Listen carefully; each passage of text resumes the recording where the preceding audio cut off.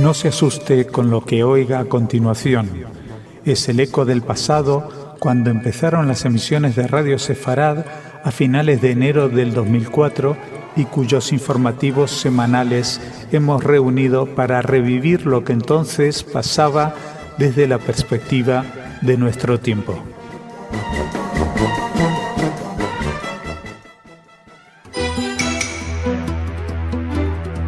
Señoras, señores, bienvenidos a nuestro espacio informativo. Hoy será un espacio informativo solitario y sin noticias culturales. Les vamos a hablar de Shavuot.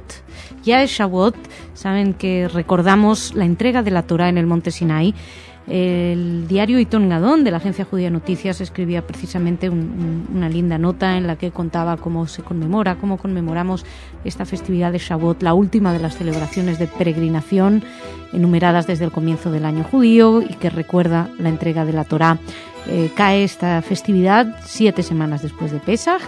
Y bueno, la Torá presenta Shavuot como una festividad de raíces agrícolas. Nosotros queríamos empezar nuestro espacio informativo con esto, con una recordación de Shavuot, de lo que estamos, de esta fiesta en la que estamos.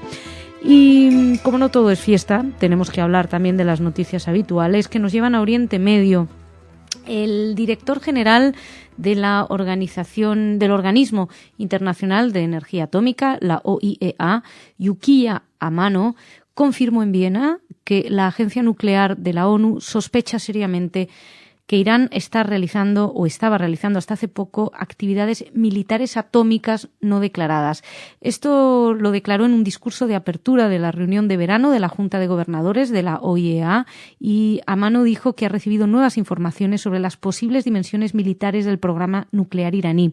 Existen, según él, indicios de que algunas de estas actividades podrían haberse realizado hasta hace poco. El responsable explicó además que desde la última reunión de la Junta, celebrada en marzo pasado, la agencia nuclear ha recibido más información relacionada con actividades supuestamente militares anteriores al año 2004 y después también. Además, ha dicho que los expertos de la OIEA están analizando la información sobre actividades que parecen haber continuado hasta hace bastante poco. Eso sí, no entró en detalles, no sabemos mucho más. Lo que sí dijo es que está en contacto con el jefe de la Organización de la Energía Atómica de Irán, Fereydun Abbasi, al que ha pedido más cooperación para poder esclarecer todas las dudas del programa nuclear del país. Y la verdad es que, esta nota la traía la agencia EFE, pero no sabemos cuántas más sospechas, porque parece como una gran sorpresa. Sin embargo, se está sospechando que Irán anda detrás de un proyecto militar nuclear desde que empezó reconocidamente a hacer una búsqueda nuclear. Con lo cual, no sé si estas noticias hay que alegrarse porque vienen a reforzar la idea que uno tiene, hay que lamentar que vengan a reforzar la idea que uno tiene, o hay que lamentar que por muchas noticias de estas que salgan, la gente siga teniendo dudas. En cualquier caso, otro de los focos importantes de esta semana, ya saben, fue la frontera con Siria.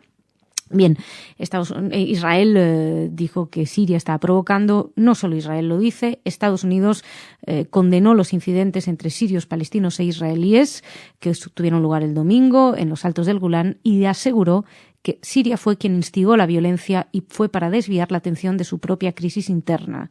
Mark Toner, portavoz del Departamento de Estado, dijo estar profundamente preocupado por los intentos de cruzar la línea de retirada en los Altos del Golán, que tuvieron como resultado tanto heridos como muertos.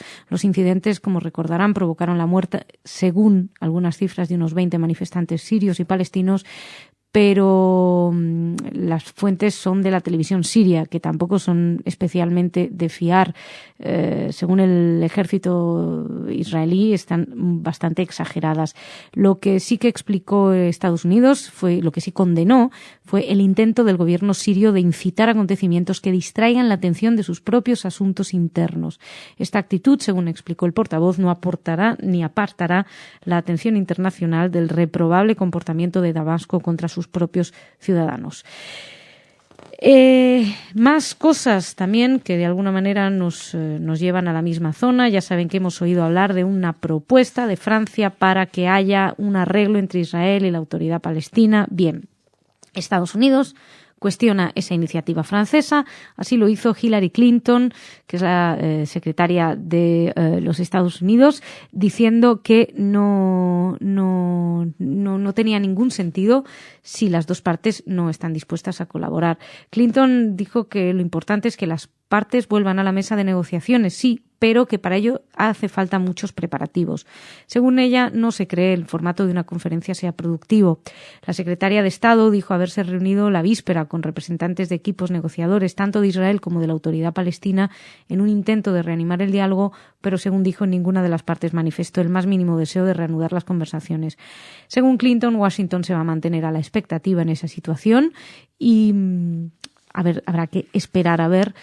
Y nosotros vamos a ir terminando con una noticia que llegaba de Latinoamérica, tiene que ver con un libro. Como no hay noticias culturales, les traigo de todos modos un libro de un periodista y escritor colombiano, Víctor Duizabá, que tuvo una entrevista con la agencia EFE a raíz de la publicación de su libro El espía que compró el cielo, donde habla de la historia de un franciscano colombiano que sirvió de espía para Hitler.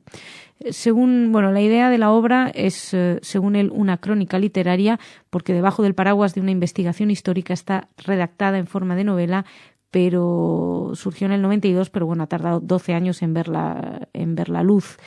El Duizabá explica que en Nueva York encontró el expediente del juicio al que fue sometido por espionaje y conspiración, y entonces, se puso a investigar sobre este personaje y siguió las huellas de Roberto L., el protagonista.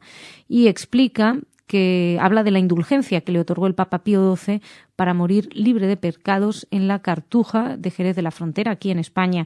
Según Duizabá, Latinoamérica acogió un proyecto nazi que dice todavía hoy perduran. Según sus palabras, antes de la guerra se difundió el postulado político, durante la guerra hubo apoyo para efectos de espionaje y complot y después se protegió a los criminales nazis.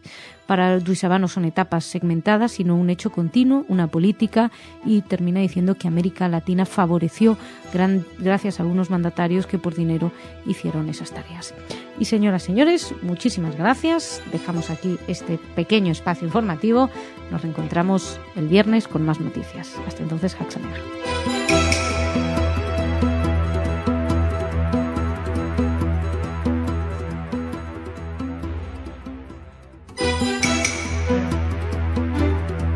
Señoras, señores, bienvenidos a nuestro espacio informativo. Como todos los viernes, nos centramos en algunas de las situaciones de las comunidades judías a lo largo del mundo.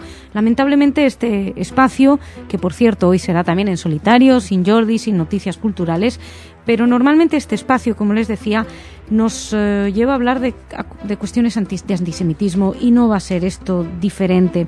Por ejemplo, vamos a empezar en Finlandia. El presidente del Parlamento, elegido recientemente, gritó "Jutku", una forma despectiva de decir judío en finlandés. Zyskowicz es el único judío en el Parlamento, uno de los políticos más populares en el país. Es miembro del Partido Nacional de centro-derecha, que es el partido político mayoritario en Finlandia. Bueno, pues a este hombre le gritaron "Jutku".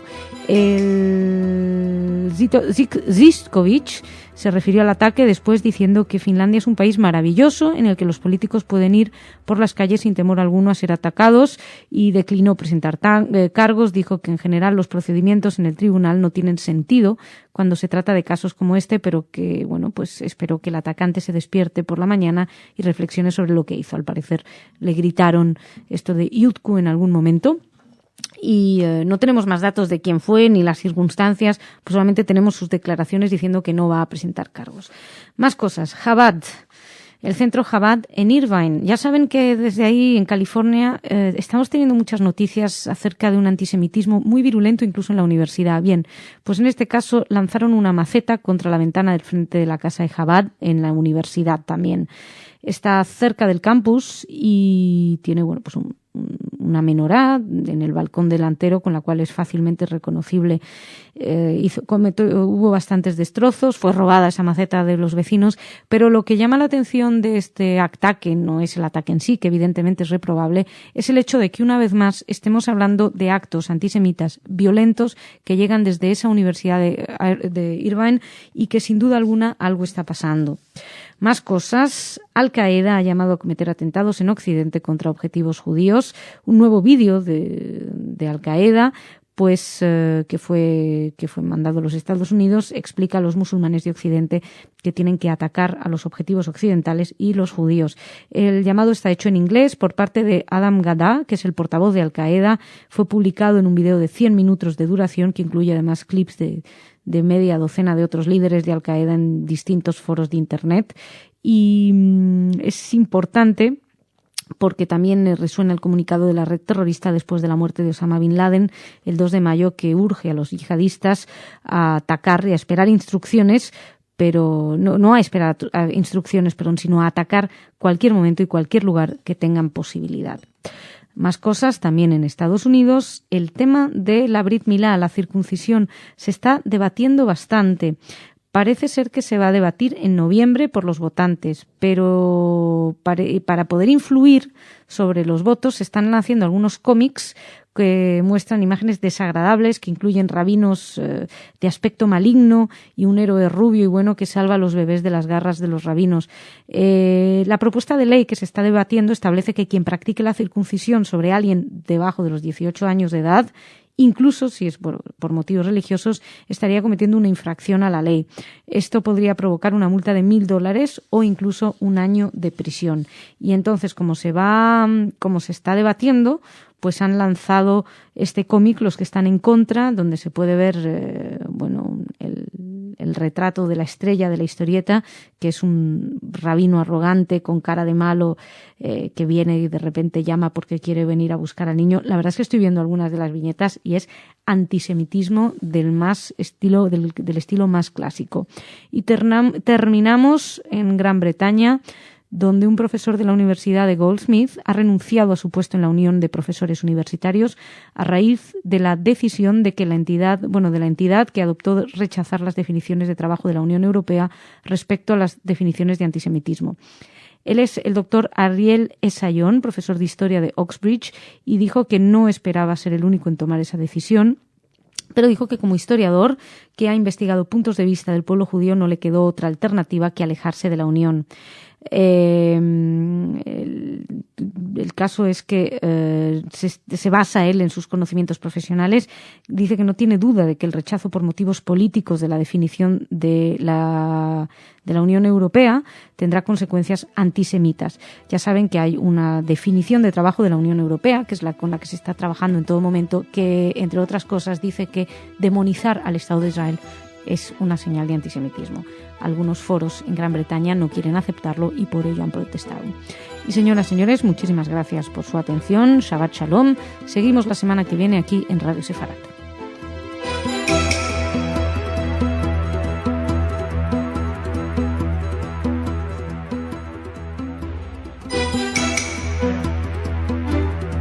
Señoras y señores, bienvenidos a nuestro espacio informativo. Les vamos a hablar en él de Stanley Fischer. Además, les hablaremos también de un terrorista que ha sido asesinado y vamos a traerles noticias legales. Por un lado, una buena noticia relacionada con Blood and Honor, y por otro lado vamos a hablarles de una condena, más que nada petición de cárcel por difundir ideas genocidas. Todo esto en nuestra primera parte del espacio informativo. En la segunda, Ana nos traerá noticias de corte cultural, pero, como de costumbre, Jordi, empezamos contigo. ¿Cómo estás? Hola, Masha, muy bien. Stanley Fischer. Así es, el gobernador del Banco de Israel, Stanley Fischer, presentó su candidatura para convertirse en el próximo presidente del Fondo Monetario Internacional en sustitución del francés Dominique Strauss-Kahn.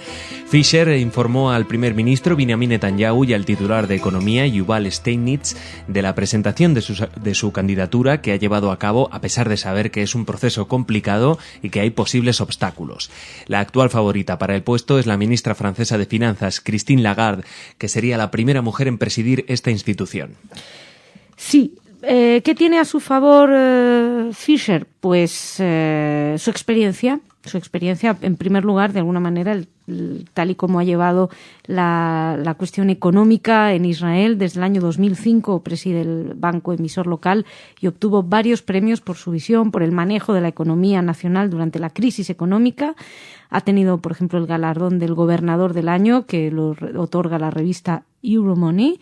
Es pues una persona sólida y solvente, y esto por un lado. Y por otro lado, en contra, lo que tiene es uno que tiene más de 65 años, y esto es algo que está en contra de la norma del Fondo Monetario Internacional, y además que no es europeo, él es estadounidense y recientemente se hizo israelí, pero están buscando, básicamente, el Fondo Monetario quiere miembros de europeos.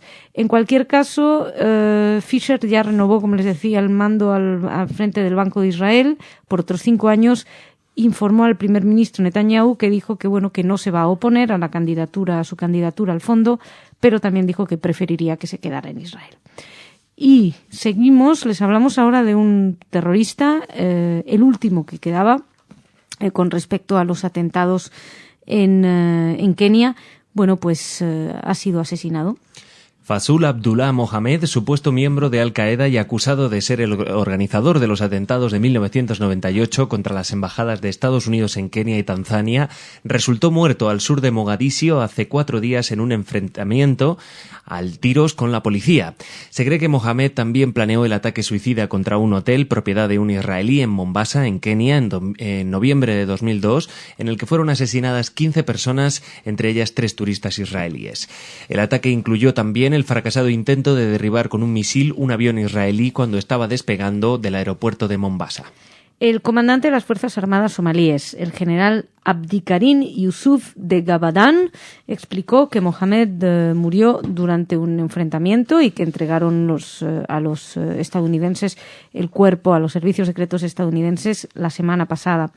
La muerte de Mohamed, según el propio de Gabadán, supone el principio del fin de Al-Qaeda en Somalia y en toda la región, en todo el Cuerno de África, así como la muerte de Bin Laden, supuso el principio de la destrucción de Al-Qaeda. Difundieron un comunicado por la radio oficial y el gobierno somalí precisó que la muerte se produjo debido a que el vehículo del terrorista se equivocó del camino y se fue a una zona en la que creía que estaba controlada por los terroristas de Al-Shabaab, ligados a Al-Qaeda, y fue a dar con los miembros del ejército somalí. Hay que recordar que Somalia está en estos momentos en una situación de guerra civil, hace tiempo, desde la caída del antiguo dictador, que viven en guerra civil, básicamente no tienen un gobierno efectivo. El antiguo dictador era Mohamed Siad Barre y se marchó en el 91 y la cuestión es que ahora entre grupos islámicos, bandas delincuentes o incluso señores de la guerra tribales están en guerra y buscan hacerse con el poder. La cuestión es que Estados Unidos ofrecía por este terrorista una recompensa de $5 millones. Había sido acusado de ser el cerebro de los atentados simultáneos del 7 de agosto del 98 contra las embajadas estadounidenses en Nairobi y Dar el Salaam. En ellos murieron 250 personas, 12 de ellas estadounidenses, y resultaron heridas unas 4.000. Además, también había estado detrás, supuestamente, de un atentado contra como nos decía Jordi, contra unos objetivos israelíes. Y seguimos. Vamos ahora a hablar de justicia. La semana pasada nos indignábamos con la sentencia con respecto a Kalki. En esta ocasión, todavía no hay sentencia, pero vamos a ver si sigue adelante. La Fiscalía de Barcelona pide 4 años y medio de cárcel para el secretario del partido Estado Nacional Europeo, Luis Antonio G.R., por difundir ideas genocidas a través de una publicación bimensual llamada Intemperie, de la que él es director.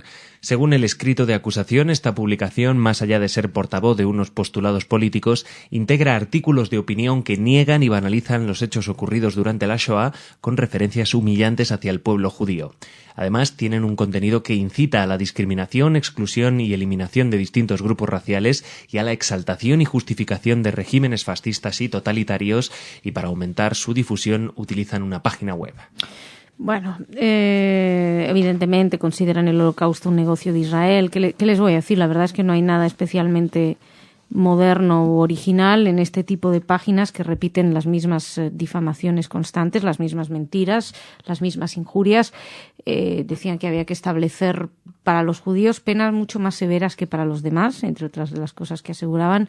La cuestión es que el fiscal imputa a este hombre un delito de difusión de ideas genocidas y uno contra los derechos fundamentales y las libertades públicas. O sea que además de la cárcel pide una multa de 7.200 euros, algo que también pide para otros 2 miembros del partido que sin embargo no piden cárcel para ellos. Y seguimos, les hablamos ahora sí de una condena que fue valorada positivamente en su momento y que ha sido ratificada. Así es, Masha. El Tribunal Supremo ratificó la condena impuesta contra la asociación neonazi Blood and Honor por la Audiencia Provincial de Madrid, en la que condenaba a 15 de los 18 integrantes a penas que oscilan entre 1 y 3 años y 6 meses de prisión por un delito de asociación ilícita. Los magistrados del Alto Tribunal entienden que este grupo debe disolverse ya que propugna la lucha contra el pueblo judío. El fallo, cuyo ponente fue el magistrado Francisco Morter de Ferrer, mantiene punto por punto la sentencia dictada en junio de 2010 por la sección tercera de la Audiencia Provincial de Madrid y desestima los recursos presentados por 13 de los 15 condenados, en especial por los 2 creadores de la sección, Roberto Luengo Usano y Francisco José López Perea.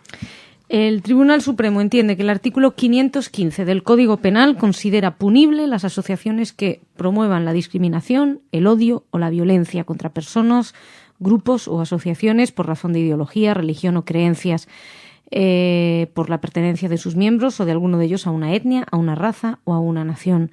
En este sentido, Blood and Honor se inscribió en el registro de asociaciones del Ministerio de Interior y en el de la Comunidad de Madrid en el 2000, y entre sus objetivos oficiales o supuestos están la investigación, el fomento de la cultura europea, desarrollo de activismo juvenil.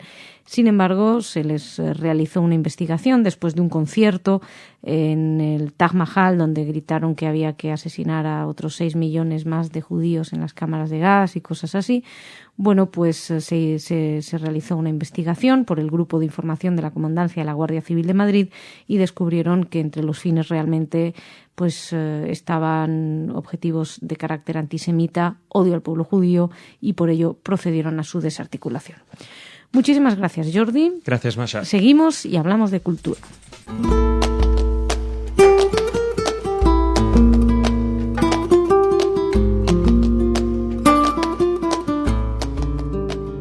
Ana, muy bienvenida de vuelta. ¿Cómo estás? Gracias, Masha. ¿Qué tal? Muy bien.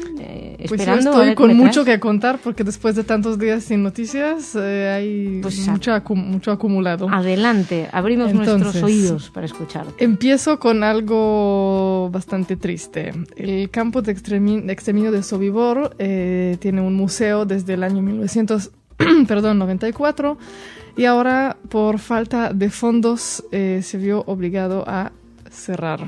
Eso es muy triste. Ese es un museo que sobrevivió hasta ahora con ayuda del ayuntamiento. Es un campo que está al sur de Polonia, con donantes privados que al parecer son sobre todo familiares de víctimas. 350.000 judíos fueron asesinados en Sobibor. Es también donde estuvo el John Demjanjuk, de quien recientemente fue condenado. Así que el Ministerio de Cultura polaco dice que se puede hacer cargo a partir del 2012, pero no se sabe qué va a pasar en estos meses porque está ahí. Pero se lo van a recuperar entonces. Sí, ellos declararon que a partir del 2012 ellos se pueden hacer cargo. Hay que recordar también que Sobibor tiene un componente muy especial y es que hubo una revuelta ahí. Sí. Es decir, lo cerraron los presos. Sí. Se escaparon, cerraron ese campo, lo destrozaron, que tiene también un simbolismo muy importante y que se debería conocer y... Sí, porque hablamos siempre hablamos del componente de la víctima, como que se aceptó, no, hubo gente y Sobibor en ese sentido reveló. Y recomiendo especialmente la película de Claude Lanzmann dedicada a Sobibor precisamente, es un testimonio de algunas de las personas que ahí participaron en el levantamiento, en la revuelta, en la liberación. Sí. Muy bien, y ahora paso a otra cosa completamente. Yo creo que ya hablaste tú, Masha, con Gabriel Lerner sobre la iniciativa para prohibir la circuncisión en California. Recordamos que un grupo está impulsando una ley, una iniciativa para vetar la circuncisión. Dicen que es algo que se debe hacer, cada uno decide si lo hace o no, con 18 años y no por decisión de los padres, y dicen que no lo hacen por cuestión antisemita, sino por defender los derechos humanos. Hasta aquí bien. Pero ahora, bien, debatible, pero bien. Sí, vamos. no demasiado alocado. No. Y luego sacan un cómic que se llama Foreskin Man, se llama algo como Hombre Prepucio, creado por uno de los líderes, sí, ya te imaginas, Sí. Impulsadores de esta iniciativa, donde tenemos a un superhéroe muy rubio, muy musculoso, que combate a los perversos judíos, a un monstruo Mohel, el rabino que quiere cortar. Lleno de estereotipos antisemitas. Y ya eso, lo de los derechos humanos, ya como que... Digamos que si habían conseguido colar el mensaje como que no había nada contra los judíos detrás. Exacto. Ya se acabó. Ya no hay más. Ya no hay más. Y termino con David Mamet, guionista, escritor judío de Estados Unidos. Bueno, por recordar, había escrito guiones a algunas películas clásicas como El cartero siempre llama dos veces. Era de Mamet, esa película. Glengarry Glen Ross y hasta Vania en la calle 42.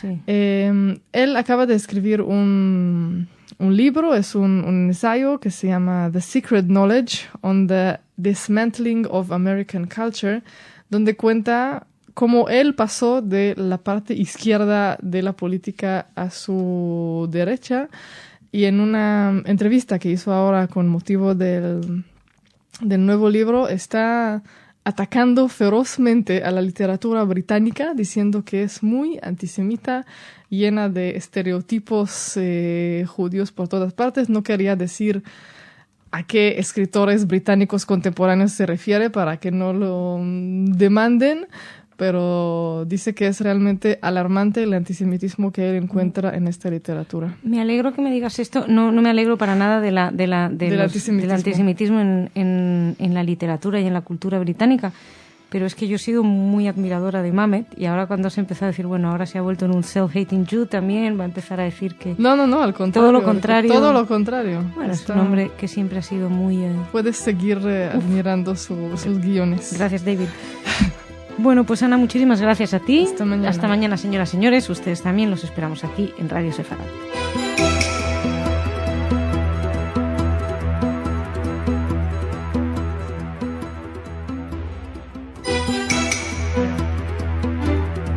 Señoras, señores, bienvenidos a nuestro espacio informativo. Que Israel sea reconocido por los palestinos como un Estado judío es para Netanyahu la clave de la paz. Se lo contamos. También les vamos a hablar de Stanley Fischer, que no consiguió lo que quería. Ayer les hablamos que aspiraba, pero ya sabemos que no lo va a lograr.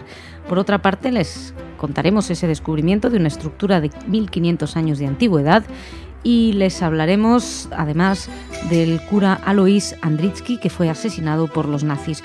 Todo esto en nuestra primera parte del espacio informativo, junto a Jordi. ¿Cómo estás? Hola, Masa, muy bien. Bien, me alegro. En la segunda parte Ana va a venir y nos va a traer noticias culturales. Pero empezamos contigo. ¿Cuáles han sido esas declaraciones del Premier? Así es, Benjamin Netanyahu rechazó ayer una posible resolución de la ONU para constituir un Estado palestino e indicó como forma de solución al conflicto el reconocimiento del Estado judío de Israel por parte del presidente de la Autoridad Nacional Palestina, Mahmoud Abbas. El primer ministro israelí negó además que la raíz del conflicto en Oriente Medio sean los asentamientos, y rechazó la posibilidad de que llegue de fuera la solución a la actual situación de estancamiento. Netanyahu insistió en que la paz puede ser solo el resultado de una negociación y no puede ser impuesta por el exterior ni por una resolución de la ONU. Hizo estas declaraciones en Roma, en una rueda de prensa al término de una cumbre italo-israelí, y bueno, la rueda de prensa fue retransmitida en directo por la televisión, y explicó que él estaba dispuesto a dirigirse a la Knesset para decir que aceptará el Estado palestino, y que pidió a Abu Mazen, a Mahmoud Abbas, que dijera lo mismo, que dice que son solo 6 palabras, que son: acepto el Estado judío de Israel, y entonces cambiarían el mundo. Por su parte, el primer ministro italiano, Silvio Berlusconi, se mostró exactamente en la misma línea que Netanyahu y dijo que Italia está y estará siempre al lado de Israel, porque según Berlusconi, Israel es la única verdadera democracia de toda la región. En los otros países todo el pueblo árabe vive una situación de no democracia, mientras Israel es el único país en el que los árabes tienen los mismos derechos que el resto de los ciudadanos, lo que, dijo Berlusconi, tendría que ser un ejemplo para los países árabes. Y seguimos en Israel con el nombre propio de Stanley Fischer.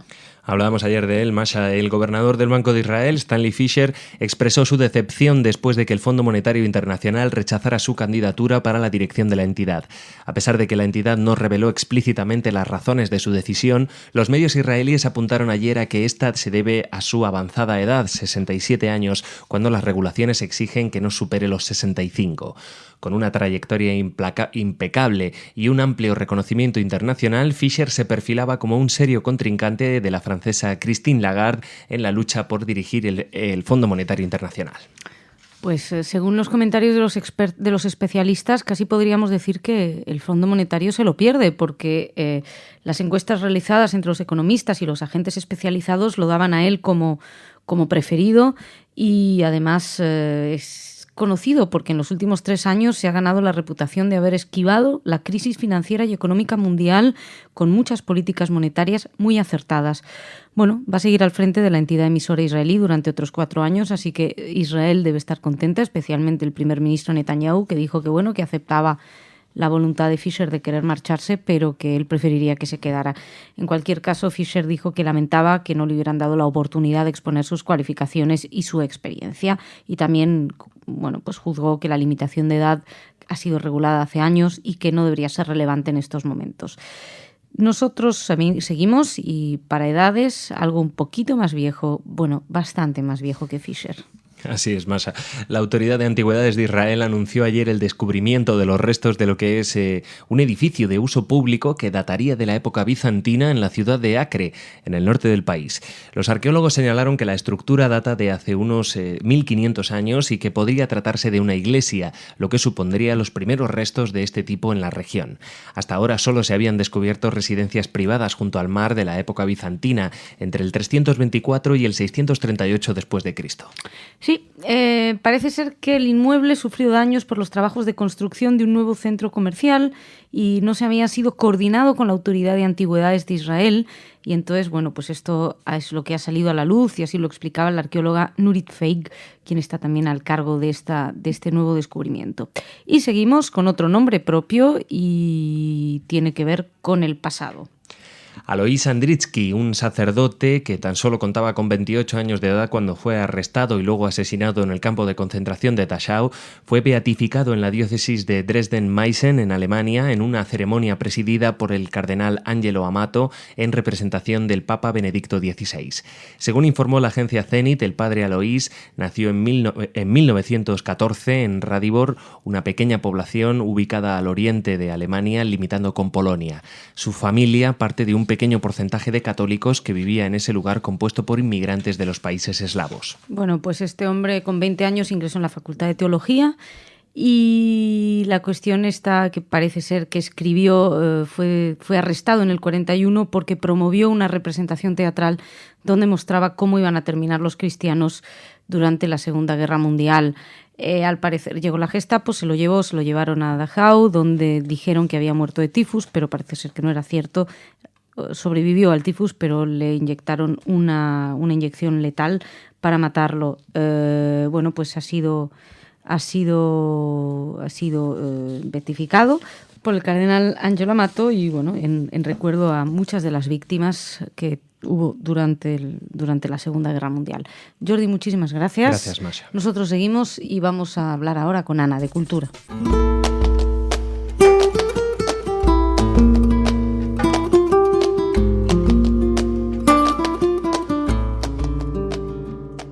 Ana, ¿qué tal? Bienvenida. Bien, Masha, ¿cómo estás? Muy bien, ¿qué nos traes? Bueno, ayer sabrán que, como hablamos con Esther Kerub y Dan Reichel, estuvo en Casa Sefarad presentando un documental que se hizo sobre su gira en Etiopía en el marco del Festival de Cine Judío de Barcelona de visita en Madrid.